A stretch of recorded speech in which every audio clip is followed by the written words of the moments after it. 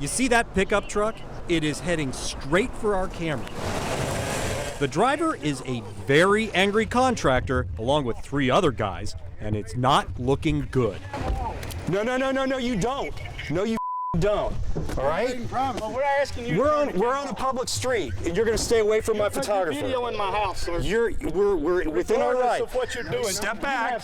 Billy Cox owns Cox Construction Services, and he is furious that we showed up at his house. But that's the address listed on his business card. We went there to find out what he did with his client's money.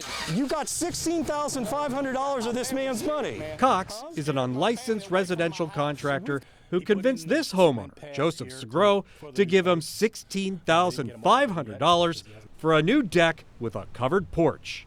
I haven't talked to Bill in months.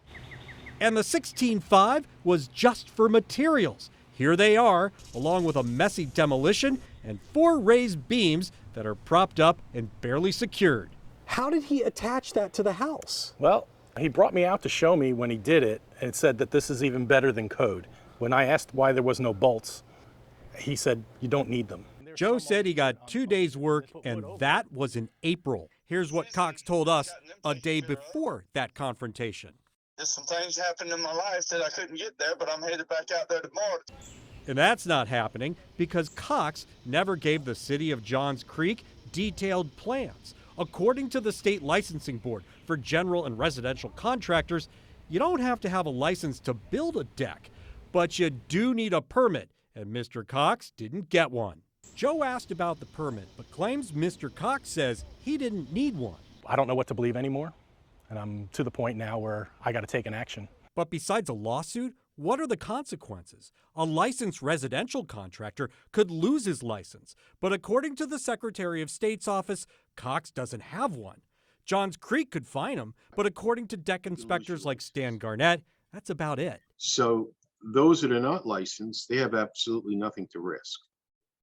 Because really what happens is it's the homeowner that becomes responsible at that point and not the unlicensed contractor. So you actually have gatherings in here? We do. Poor Joe. The deck of his dreams is temporarily in his garage. Yeah, we call it the deckish. To his credit, he got 3 quotes, including one from a licensed contractor who built the neighbor's deck. We watched them build this deck, and the organized way of how they had people staging things. Why didn't you hire that guy? Because Joe! it was $56,000. It is defamation of character. I'm not sure what he's got going on with who or whatever, but he is videoing my family, and they are scared to death.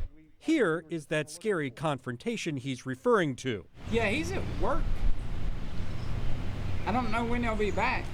Do you mind giving him a call?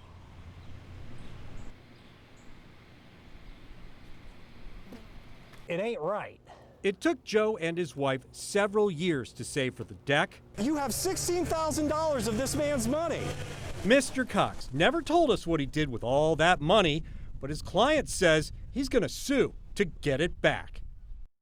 Here's our take on this. If you hire a residential contractor, make sure they are licensed. And if they want money up front for supplies, tell them you'll pay the supplier and have the materials delivered to your house. Pay them on a schedule and do not make the final payment until everything is done. I'm Better Call Harry, CBS 46 News.